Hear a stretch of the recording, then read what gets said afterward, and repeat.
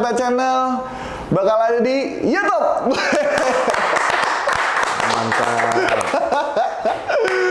Nah, berhubung buat teman-teman semua yang belum tahu, Dua Kata Channel ini bakal banyak banget segmentasi, tapi yang terutama kita bakal bahas tentang bisnis. Jadi buat teman-teman ini sangat menginspirasi sekali, terutama buat teman-teman yang mau memulai bisnis. Nah, kali ini kita kedatangan tamu spesial. Kira-kira siapa? Kan udah ada di Master.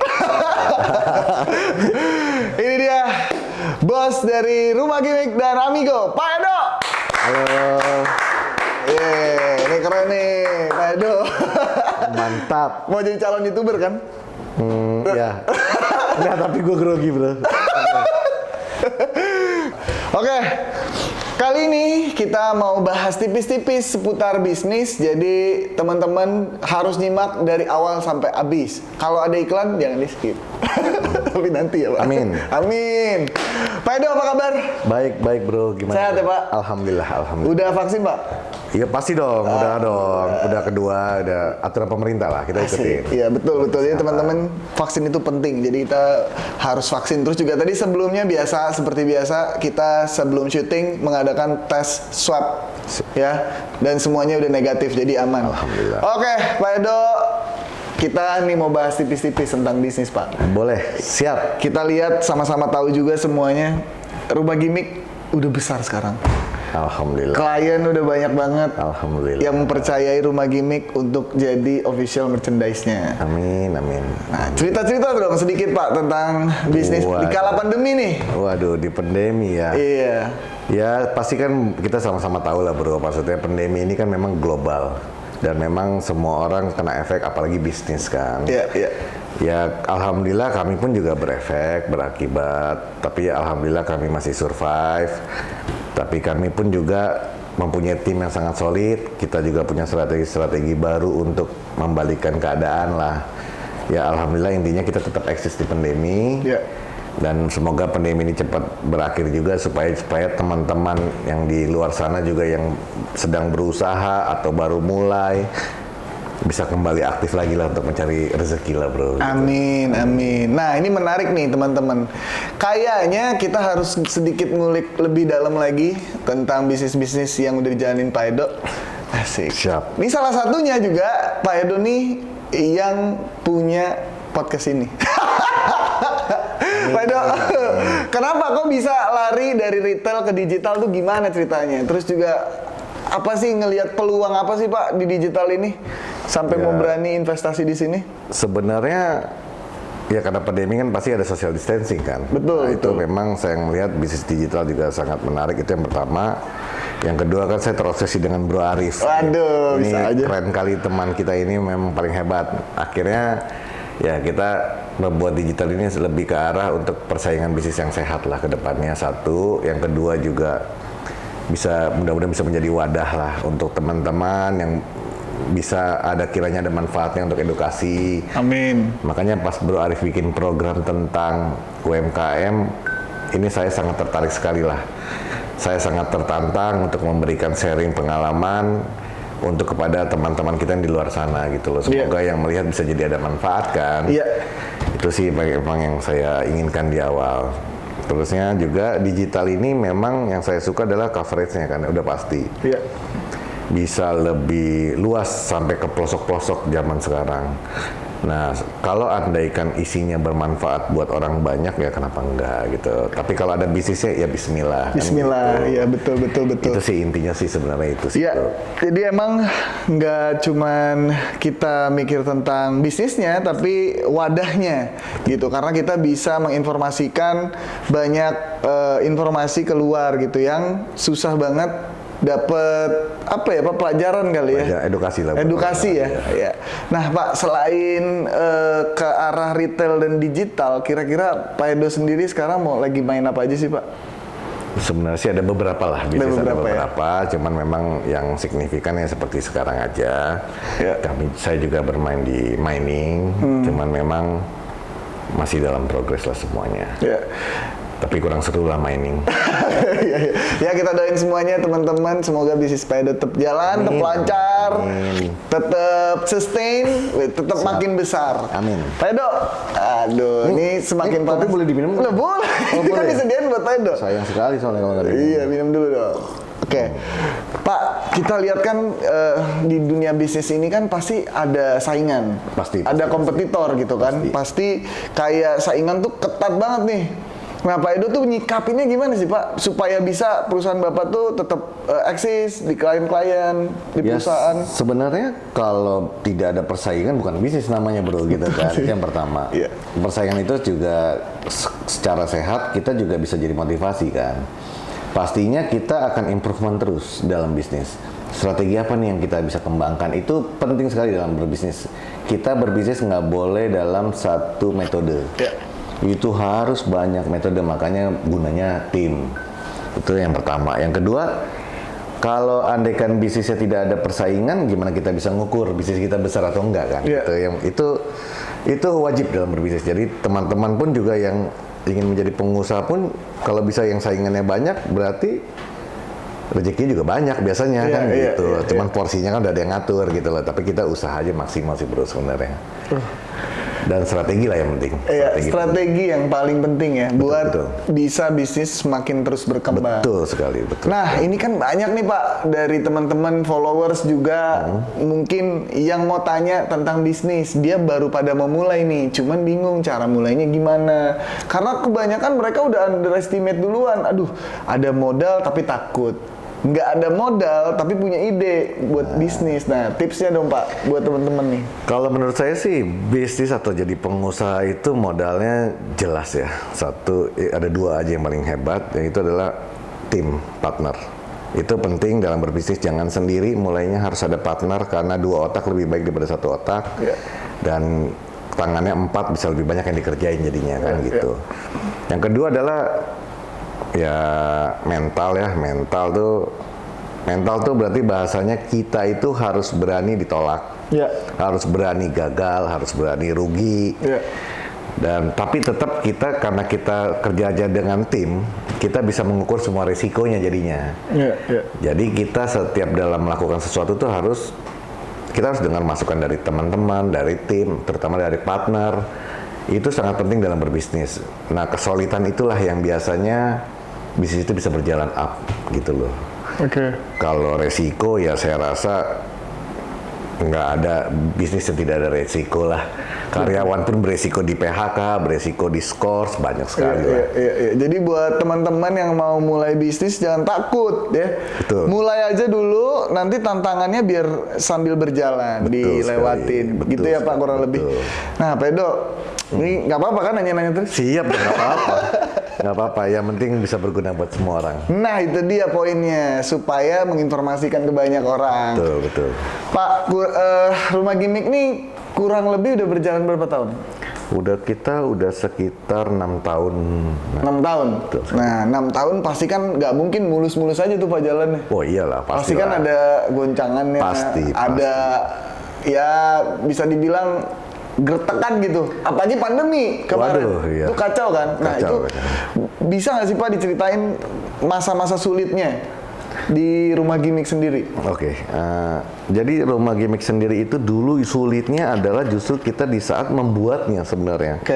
Karena membuatnya sesuatu hal seperti Rumah Gimmick ini kan sebenarnya semua orang juga bisa gitu. Cuman masalah strategi dan kesulitan itu yang mungkin orang lain belum punya gitu kan. Kebetulan aku dulu punya partner itu ada namanya Indah, nggak apa-apa disebutin ya. Ya Allah. Memang kebetulan itu adalah partner aku. Kebetulan memang dialah salah satu foundernya Rumah Gimmick juga di sini. Kami tuh memulai dari berdua. Kami memulai dari tidak punya modal. Kami memulai dari cuman hanya satu komputer. Itu aja. Tapi tekad kami jelas. Kalau andaikan kita berbisnis, berjualan dengan manajemen yang bagus, kita pasti bisa. Akhirnya lambat laun perjalanan pertama-tama akhirnya ya sulit lah, pasti kita mencari sesuatu permulaan kan. Sampai saya punya kisah lucu waktu itu karena kita memang ada permintaan klien yang sangat banyak dan unik. Akhirnya kami berdua ini harus ke Cina. Ini pertama kali kami ke Cina untuk bertemu kerjasama dengan pabrik. Waduh, dan bisa lu bayangin dong saat itu kami berdua modal nekat karena udah deadline, kita pergi aja. Oke, kita pergi. Ternyata sampai sana kita pakai tanah biasa lah, baju biasa. Ternyata musimnya musim dingin. Akhirnya kami, terus gimana nih kita? Mau keluar bandara pun kami mau beli jaket, kami nggak tahu. Kami cuma modal komunikasi dari Google Translate. Kami emang modal nekat aja. Tapi intinya kami ikhtiar sih sebenarnya. Akhirnya kami tetap ke sana, udah kedinginan, kita akhirnya dapat jaket, kita masuk hotel, kita cari-cari pabrik, kerjasama dengan pabrik. Pas lagi diam-diam gitu, Indah ngomong, "Bang, gue kayak punya masalah nih." Kenapa? Kok tangan gue pada bekak-bekak semua? Loh, kenapa nih membengkak? Ternyata dia bekak itu, jadi kalau karena musim dingin yang terlalu dalam, dia membesar. Dan di sini ada cincin nikahnya. Waduh, kan bisa penyumbatan pembuluh darah dong. Akhirnya kami panik lah, pasti kami cuma berdua. Akhirnya kami ke rumah sakit, dan alhamdulillah itu cuma karena faktor kedinginan, obatnya cuma direndam air panas. Tapi di saat itu saya bilang ke dia, saya bilang gini, suatu saat ini akan menjadi, karena itu memang hal yang lucu banget buat kita di negara orang, di entah berantah, kami ketawa ketiwi di pinggir jalan kayak orang gila. Tapi saya bilang, ini momen inilah yang nanti akan kita bawa suatu saat. Ini momen inilah yang akan kita ceritakan kepada turunan kita, gitu kan. Akhirnya di saat itulah kami udah kerjasama dengan pabrik, kami selesai semua proses itu lancar lah, tidak ada masalah. Klien juga happy, kita pun juga happy. Nah, pelan-pelan, oh ternyata ini bisnis ini menarik juga, ndak. Itu kami dulu belum punya gedung, belum punya apa. Akhirnya kami memulai lagi lah pondasi-pondasi dengan meng-hire banyak tim, gitu kan. Akhirnya terbentuklah Rumah Gimmick. Rumah Gimmick sendiri pun, bahasa gimmick itu adalah dari dia idenya, karena merek dagang. Kebetulan kita kan PT-nya sebenarnya bukan rumah kita, PT Riza Zain Pamungkas. Rumah Gimmick adalah brand dagang kita. Ini kasih nama brand dagang apa ya? Akhirnya kita satu kata. Saya akuin gimmick itu dari dia. Saya hanya kasih rumah. Akhirnya kita satukanlah Rumah Gimmick lah, gitu loh. Itu brand dagang kita. Tapi sebenarnya momen yang terlucu saat itu memang karena pas dia ngelihat badannya pas buka jaket semuanya besar-besar, kayak itu gak di film apa ya, Monster Shrek. Nah itu kayak gitu. Bisa bayangin tangannya sebesar itu. Panik, saya pikir pembuluh darah akan meledak gitu kan. Ternyata alergi dingin. Akhirnya udah tuh di situ, itu memang pengalaman tidak terlupakan bagi kita berdua. Tapi dalam sisi bisnisnya, kami pun di sana bermodalkan nekat. Kami tidak punya relasi, tidak punya kenalan. Modal waktu itu berapa? Modal apa nih? Modal awal, maksudnya ada pergi ke Cina dari awal nih, oh gue cuma pegang uang segini, lu segini gitu. Memang sebenarnya kan karena klien sudah keluarin PO kan, kita angkanya ya lumayan besar, akhirnya kita sisihkan sedikit buat kita berangkat ke sana untuk produksi kan. Dan memang ya lumayan besar sih bro modalnya, tapi itu project pertama. Tapi project pertama kami langsung dikasih tantangan yang sangat besar, tapi kami dengan berdua, asalnya cuma berdua, kami selesai, kami bisa create barangnya, bisa delivery dengan oke. Itu akhirnya kami hire lah banyak orang karena nggak kuat tenaganya juga kan, karena kuantiti besar sekali. Di saat pengiriman pun ingat sekali, saking kita lelahnya naik mobil ya, kayak lagi macet di Cikampek itu, lagi lelah di mobil. Terus kebetulan Indah yang setir, dia ngantuk ini ke kanan, tapi dalam keadaan macet, tapi pelan. Mobil nabrak pembatas jalan, dar. Terusnya, sedangkan barang harus dikirim. Barang itu harus dikirim besok, digunakan buat event oleh klien. Itu jadi cuma beda 1 hari kan. Kami panggil derek. Kami akhirnya sewa mobil box di tengah jalan.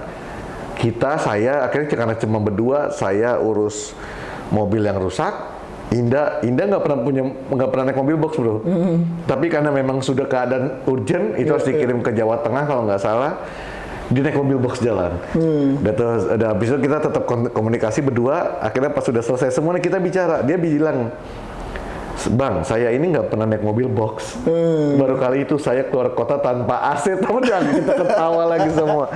Tapi kita ini selalu bisa makanya saya bilang, kalau usaha mempunyai tim yang hebat, setiap masalah kita lalui ini bersama-sama. Dan sekarang alhamdulillah Rumah Gimmick punya tim-tim yang hebat seperti Bro Arif nih dengan timnya.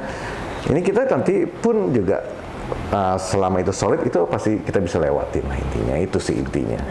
Tim yang solid lah itu sangat penting lah. Ya, partner semuanya juga harus berkesinambungan ya Pak. Dan harus satu visi misi, benar nggak? Pasti satu visi misi, satu komando kan supaya kita jalannya jelas. Dan ya intinya kalau memang karyawan itu bukan karyawan tapi adalah tim. Intinya itu, jangan pernah menganggap tim itu sebagai karyawan kita, tapi sebagai tim. Itu sih yang penting. Oke. Nah, menarik ini semakin semakin dalam nih. Nah ini teman-teman semua mungkin yang penasaran juga tentang sustainable-nya. Ya maksudnya kok bisa sampai 6 tahun pertahanin bisnisnya Pak? Kiat-kiatnya itu gimana sih Pak? Ya intinya makanya sebelum bisnis itu kita harus sesuai dengan passion kita kan. Selama itu kita enjoy, kita ikhlas, jalaninya juga enak. Satu. Saya pun juga nggak pernah berpikir itu sudah 6 tahun, ternyata udah lama juga ya. Karena kita jalaninnya setiap hari, kita meeting, kita kerja, kita fun terus. Dari pagi sampai ketemu sore ataupun sampai malam pun kita bisa meeting. Dan itu memang intinya karena semua tim visinya cuma satu, ya corporate ini harus naik gitu aja sih. Nah biasanya kan kalau saya nih ya, kalau saya pribadi nih cerita aja sedikit, biasanya tuh orang tua suka gak percaya sama anaknya Pak, mau bisnis gitu. Nah dulu Pak Edo ada nggak tuh cerita kayak gitu, mau coba bisnis tapi lu ngapain, coba-coba usaha ntar rugi lo bikin. Betul sekali, itu terjadi juga di saya. Jangan orang tua, teman, saudara pun, para orang terdekat kita pun pasti underestimate kalau kita bicara modal, bisnis, orang nggak percaya. Tapi disitulah tantangannya. Saya pun juga tidak pernah pinjam uang loh ke bank. Saya tidak pernah minta uang juga ke orang tua. Jadi memang benar-benar pure usaha sendiri. Karena saya pikir ya kalau orang tua sebenarnya gampang bro. Selama kita nggak ngerepotin, dia restuin aja sebenarnya. Tapi jangan ngerepotin jadi anak kan gitu. Ya saya rasa, tapi kalau nggak ada ya minta sama orang tua. Kalau orang tua ngizinin juga buat modal lebih enak kerjanya. Dulu saya nggak punya modal, orang tua saya juga nggak kasih modal. Tapi mungkin mereka kasih doa, itu yang mahal sebenarnya. Kalau modal bisa dicari lah. Tapi akhirnya ya berjalan, makanya tetap prinsip bisnis kita tetap harus selain margin, keuntungan, profit, ada value lah. Jadi kita berguna juga buat orang banyak lah, seperti edukasi-edukasi yang Bro Arif ciptain ini.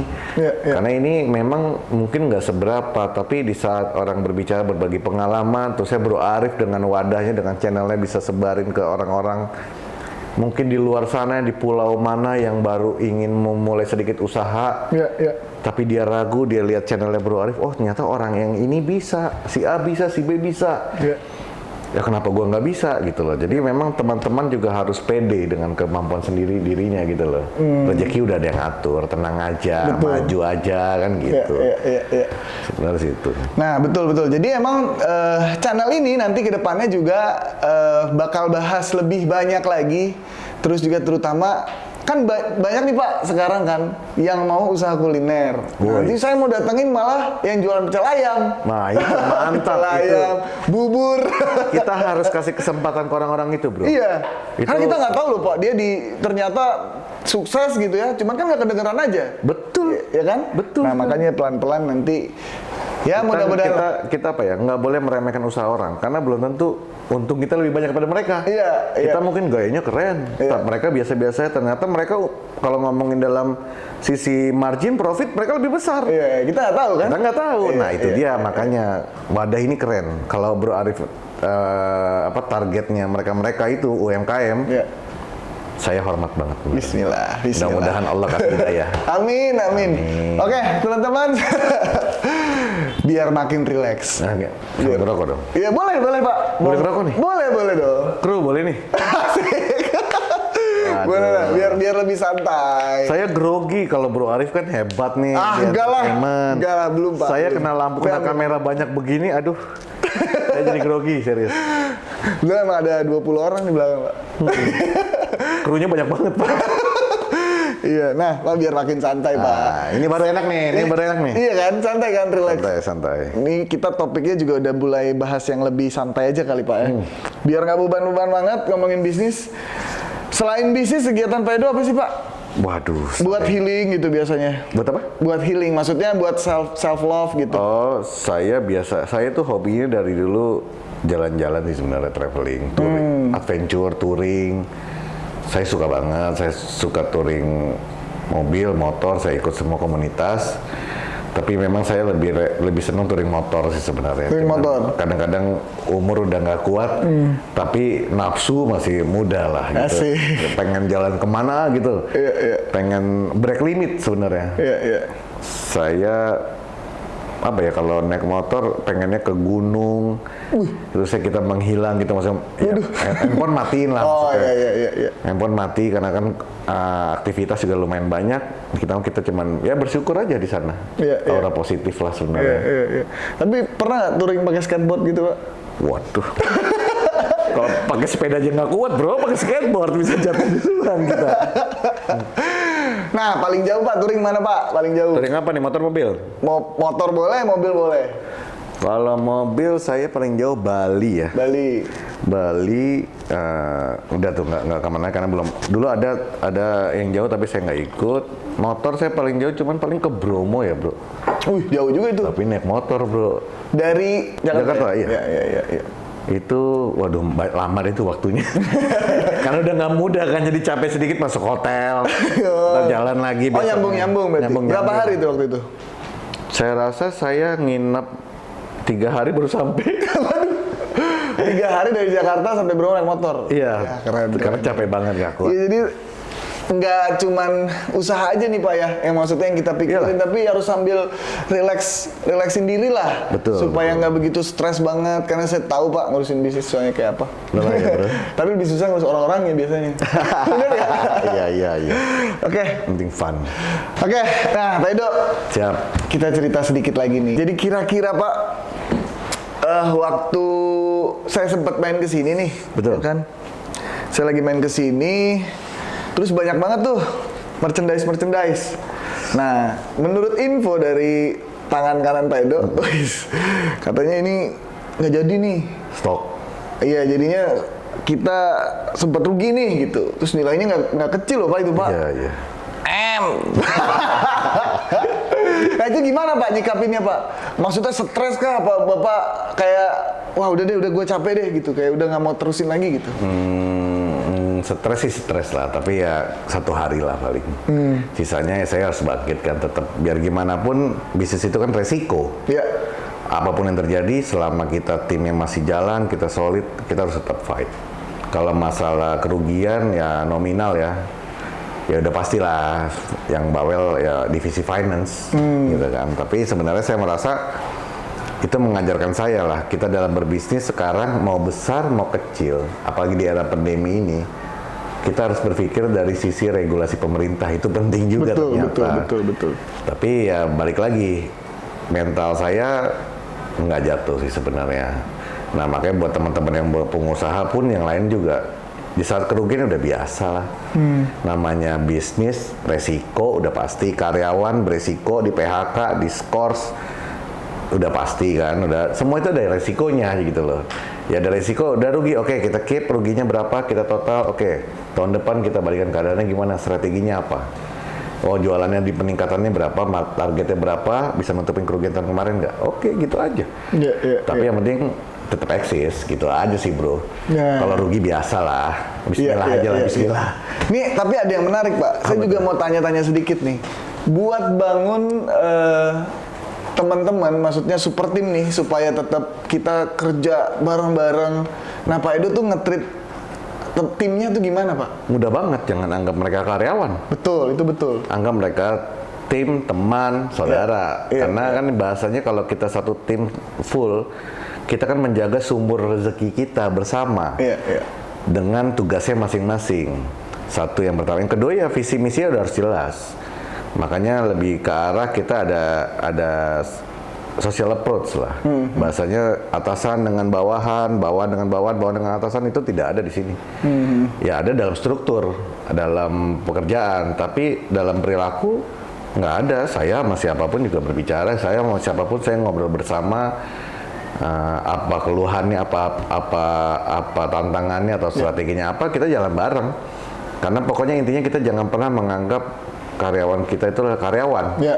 Yang pekerja nih, lu kan gua gaji, terus lu kerja A, nggak boleh gitu. Iya, iya. Kita kan sebagai teman aja, tapi job desk kerja secara profesional aja. Iya, iya. Itu sih sebenarnya. Jadi karyawan pun nggak merasa dikecilkan karena mereka pun adalah bagian kesuksesan kantor. Dan Iya. mereka lebih besar bahkan dibanding kita sebagai apa misalnya top leader, kita peran kita kecil. Betul, betul. Peran mereka yang besar. Iya. Itu yang harus kita jaga sih sebenarnya. Saling menghargai. Betul, saling menghargai, udah pasti menghormati satu sama lain itu udah pastilah. Oke. Wajib itu. Seru banget, gak berasa nih Pak. Ternyata tadi dari kita ngobrol subuh udah mau maghrib. Waduh. Lama juga ya berarti ya. Pak, kesan-kesannya dulu dong. Udah main ke Dua Kata Channel. Waduh. Gimana nih? Nuansa-nuansa. Saya yakin lah apa yang Bro Arif pegang sih sukses lah. Aduh, amin ya Allah, amin. Karena Bismillah. memang tim-timnya juga keren. Keren dong, Ini Pak. saya jadi minder sama timnya Bro Arif, ganteng-ganteng banget sih nih. Aduh, Import, saya, Pak. Saya jadi malu nih sebenarnya bintang tamunya dia apa saya ya? Keren. Tapi ya mudah-mudahan bisa niat ya Bro Arif untuk menjadikan wadah kepada teman-teman sebagai sarana edukasi ya ke Ya. pengusaha-pengusaha yang baru mulai ataupun yang udah hebat. Sekalipun mungkin di obrolan nanti ke depannya ada esensi yang bisa diambil oleh orang-orang itu kan sebenarnya value buat Ya. buat Bro Arif. Satu, pahala udah pastilah.